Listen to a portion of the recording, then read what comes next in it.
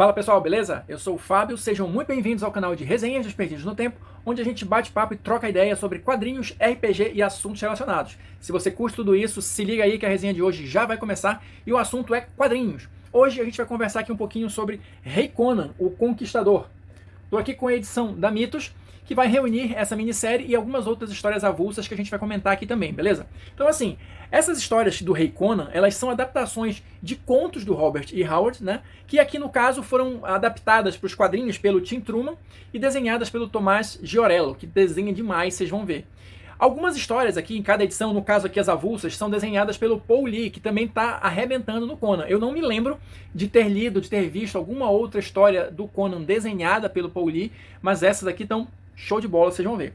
Antes da gente mergulhar aqui direto nas edições, só um detalhe que eu acho interessante de comentar. Vocês estão vendo aqui a capa, essas inscrições aqui que estão ao redor de toda a capa e tal. O que está escrito aqui? Nada, né? Só um negócio meio doido. Mas se você prestar atenção, tem algo escrito aqui sim, em inglês. E aqui na primeira página, olha, eles vão apresentar a tradução disso aqui. Tá? E aí, se você realmente prestar atenção, você vai ver que está escrito, né? Então, o que está escrito ali? Nenhum mal há de sofrer aquele que empunhar esta obra em nome de Kron. Então, em nome de Kron, vamos mergulhar aqui na edição do Rei Conan, o Conquistador. Aqui a gente vai ter a história principal, né? Que vai justamente retratar um período da vida do Conan em que ele foi deposto como rei, né? Ele perdeu o controle da Aquilônia pelo Valérius, né? Que estava mancomunado ali com o feiticeiro Shao Totun, um nome esquisito, né, do mago, enfim. E essa história vai mostrar justamente como é que o Conan recuperou a Aquilônia. Então eu vou começar a mostrar aqui um pouquinho para vocês constatarem junto comigo que Tomás Giorello desenha muito, tá?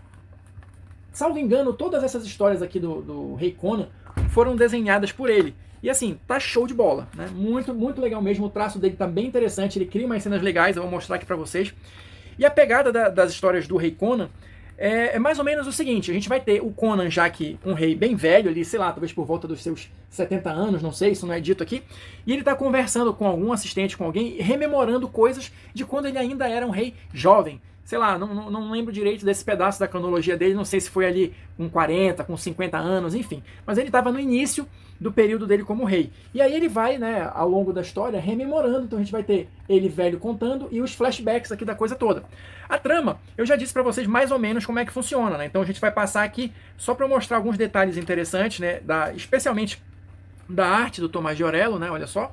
Aqui o Conan, que tinha sido aprisionado, né, depois de ter sido expulso da Aquilônia, ele vai reencontrar os companheiros de viagem dele no período em que ele era um pirata da Costa Negra, né, com a Belit e tal, e todo aquele negócio. Então essa galera está sendo escravizada no navio junto com ele, então ele já promove ali uma rebelião. Ele é chamado, né, volta a ser chamado pelo nome que ele era conhecido naquela época, né, Amra, o Leão, né? E aí, a partir dessa revolução, ele vai contar com a ajuda desses piratas da Costa Negra para conseguir desempenhar a missão dele. Que qual seria? Ele precisa encontrar uma joia mágica chamada Coração de Ahriman, para que essa joia consiga neutralizar os poderosos feitiços do mago Shao Totun. Então, a trama é mais ou menos essa, né? Como o Conan vai conseguir recuperar esse item mágico e o retorno dele. Então, ele vai, com a ajuda dos piratas, né, vai chegar lá onde ele tem que chegar para conseguir recuperar a joia e tudo mais.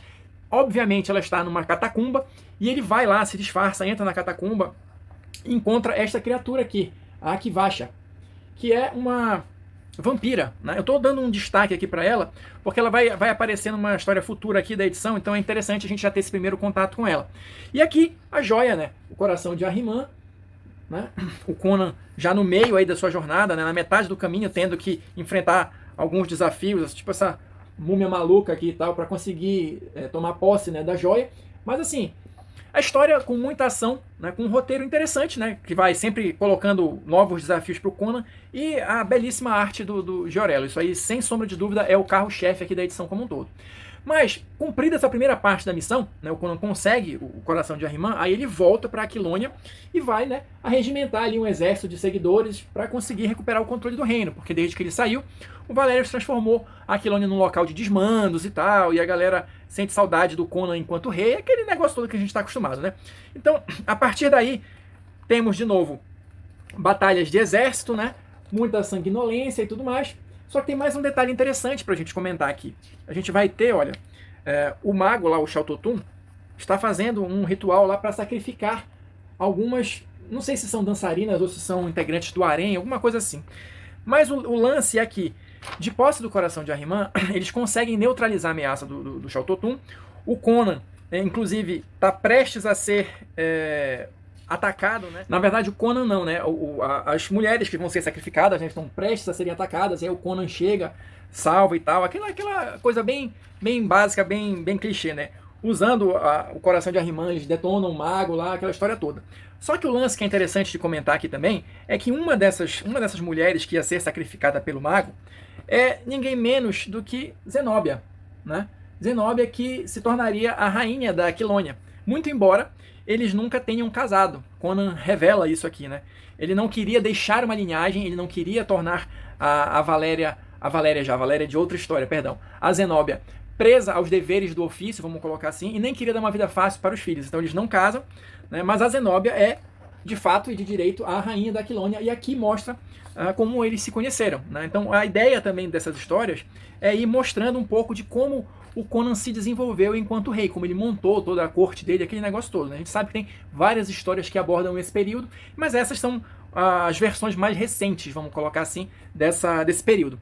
Depois a gente vai ter uma série de outras histórias menores, né, que vão, na verdade, ser inseridas em determinados pontos dessa fase do Conan, da cronologia do Conan, enquanto ele era publicado pela Dark Horse. Você não precisa ter lido as outras histórias para entender aqui, são tramas menores, são tramas mais simples, que vão conectar uma coisa a outra, mas se você leu, elas acrescentam alguns detalhes interessantes, né? Aqui na primeira delas, olha, o Reino de Intrigas, já com a arte do Paul Lee, a gente vai ter aqui dois personagens recorrentes nessa fase da Dark Horse, que são o Príncipe e o Vazir, o conselheiro dele, né? Então aqui a gente vai ter acesso às aventuras do Conan através dos olhos do Príncipe. Eles descobrem, né, uma série de pergaminhos antigos da era iboriana, e aí o Príncipe se encanta com as aventuras do Conan. Então geralmente as histórias começam com alguma interação entre eles dois e o Príncipe começando a ler um documento, né, um desses pergaminhos. E aqui é a mesma coisa, né? Mas olha só o detalhe da arte do Paul Lee, que realmente está muito bacana, está muito show de bola, né? E aqui, de novo, vão ser histórias relacionadas ao Conan já rei, mas ele num primeiro momento do reinado dele, né? Ele não tem filhos ainda e tal, então aqueles primeiros momentos do Conan enquanto rei. Então aqui ele vai encontrar Pictos, né? E tal, vai ter, olha só, uma batalha com os Pictos e tudo mais. E um detalhe interessante, aqui vai um pequeno spoiler, né? Para quem não conhece ainda essas coisas, mas não, peraí, eu vou falar um pouquinho mais na frente. E ele vai encontrar também, olha só, resquícios de uma civilização ainda mais antiga que da era iboriana, né? A questão do Kul da Valúzia, né? Kul da Atlântida, que vira e mexe aparecia aqui nas histórias do Conan sendo citado. Aqui é mais uma oportunidade que a gente vai ter contato com a galera do povo serpente, que eram os principais inimigos, né, lá na época do Kul, mas que sobreviveram até a era iboriana. Então vira e mexe ressurge alguma coisa e tudo mais. E aqui um outro detalhe interessante, que eu até comentei no review mais recente que eu fiz do Conan antes desse, que é da Crônicas de Conan número 4, vou até deixar aqui no card se alguém quiser ver ou rever. Olha só, eu falei lá sobre essa frase aqui, Kanama Kaalagerama. Tá aqui, ó, deixa eu tentar aproximar. Esse é um encantamento, um feitiço, né, da época lá do Kul, que geralmente quando tinha alguma coisa envolvendo o povo serpente, eles usavam esse encantamento que conseguia meio que refrear a galera. Então eles vão descobrir, olha, infiltrado entre os Pictos, um membro desse povo serpente, que é ninguém mais, ninguém menos do que eu vou falar aqui nessa história. Só um minutinho. A próxima história na sequência dessa vai ser, olha, o feiticeiro sem cabeça. Com aquela mesma premissa básica. Olha, o príncipe com o Vazir e tal, e vão ler os pergaminhos. Aqui, essa história, ela se passa imediatamente após uma história que foi publicada no volume 1 dessa coleção aqui do Rei Conan, que é a Cidadela Escarlate. Então o Conan termina lá decapitando o feiticeiro, e aqui a gente vai descobrir que diabos aconteceu com ele e com a cabeça dele, né? Então, como eu falei, são histórias mais para preencher algumas pequenas lacunas ali da cronologia e tal, mas que acrescentam detalhes interessantes, como, por exemplo, a revelação de que o Vazir, olha aqui, é, na verdade, o Totiamon, tá? E é aquele Picto que eu mostrei ainda agora ali, dos olhos verdes. Então, essas histórias da Dark Horse, elas eram interessantes por causa disso. Elas meio que tinham duas histórias em paralelo.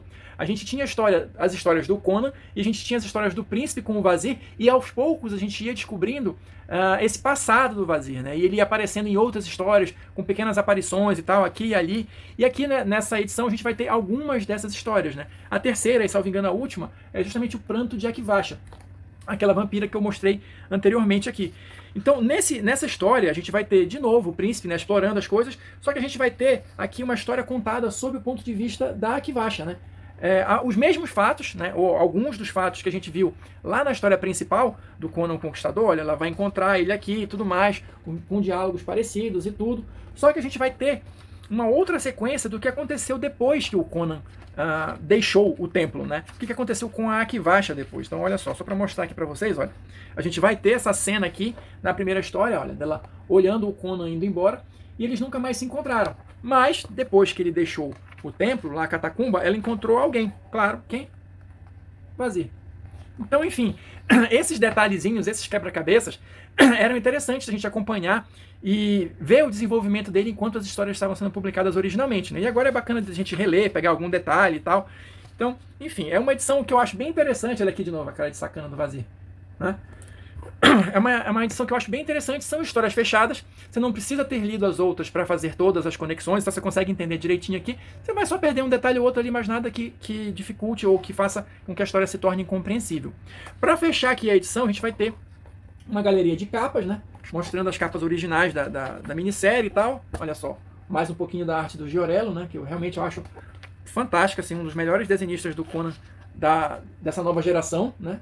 Então a gente vai ter aqui as capas originais, vai ter também algumas artes em preto e branco, tanto do Giorello, deixa eu tentar aproximar aqui um pouquinho, tanto do Giorello quanto do Paul Lee, mas aqui atrás, para quem curte apreciar os detalhes, né, do preto e branco, né, que realça um pouco a arte, na minha opinião.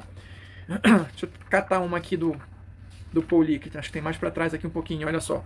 Aqui já é um traço mais limpo, mas não por isso menos bonito, né, da história da Akivasha. E fechando mesmo a edição, a gente vai ter uma coisa que eu achava muito legal dessa fase, que é justamente, olha, uma sequência de tiras das aventuras de Bob Cano Duplo. Ou seja, enquanto essas edições da Dark Horse estavam sendo publicadas, geralmente ao final de cada edição, eles traziam uma tirinha do Bob Cano Duplo, que é ninguém mais, ninguém menos do que o próprio Robert E. Howard. E essas tirinhas, elas são feitas a partir de relatos reais da história dele, retirados de cartas, né? A gente sabe que ele se correspondia com muita gente, inclusive com outros autores, como Lovecraft, como Aston Smith, enfim. Então, a partir desses relatos dele próprio sobre a sua vida, eles separaram, né, alguns trechos e transformaram em tirinhas. Então é interessante porque a gente fica sabendo um pouco mais sobre o criador, né? E não acompanha só as aventuras da criatura. Então é isso, pessoal. Espero que vocês tenham curtido a nossa dica de hoje. Se você assistiu o vídeo até aqui, muito obrigado. Deixa aí seu like, seu dislike, seu comentário, que é muito importante. Confere também as sugestões que vão aparecer aqui no finalzinho. E a gente se encontra na próxima resenha.